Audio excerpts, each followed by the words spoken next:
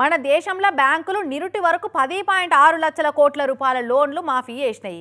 ఇక అందులో 50% మీద పెద్ద పెద్ద కార్పొరేట్ కంపెనీలే ఉన్నాయి.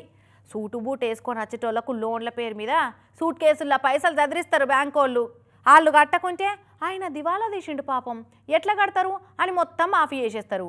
ఇక మందిలో మాట వస్తుందని ఆయన అప్పు మాఫీ చేయలేదు, ఎన్నటికైనా వసూలు చేసుడే ఆయన ఉత్తుత్తిగా రైట్ ఆఫ్ పేరు మీద మొండి బకాయిల లిస్టులో పేరెక్కిస్తారు. రైట్ ఆఫ్ చేసిన వాళ్ళు ఎంత గింజుకున్నా రూపాయి కూడా కట్టరు. బాజాప్తా బయటి దేశాలు ఇరుక్కుంటా ఎంజాయ్ చేస్తుంటారు.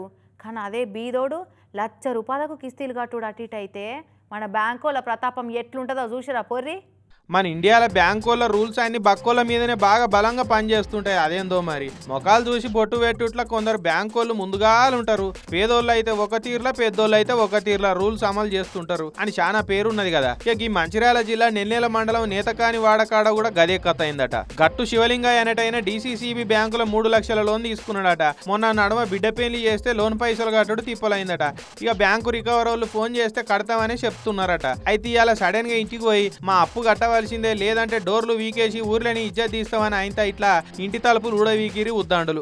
చట్ట ప్రకారంగా మీరు చేసుకోవాలి, మేము చేసేది మేము చేస్తాం. మంచి లక్షల కోట్లు ముంచిపోయింది సార్. 1,00,000 కోట్ల అయినా అప్పే, 10,000 అప్పే అన్న. ఇట్లా ఎవడు వీక్కపోలే, ఇట్లా ఎవడు వీక్కపోలే. ఇక ఊరోళ్ళు వచ్చి గట్టిగానే బయసు పెట్టుకున్నారు. మీరు తలుపులు కూడా వీకి ఇడికెళ్ళి ఎట్లా కదులుతారో చూస్తామని అడ్డం పడే వరకు జర సల్లబడి తలుపులు అన్ని ఎడిచిపెట్టి వెళ్ళిపోయారు. లోన్ కట్టలేదని బక్కోళ్ళ మీద బ్యాంకోళ్ళ ఘనకార్యం ఇట్లున్నది.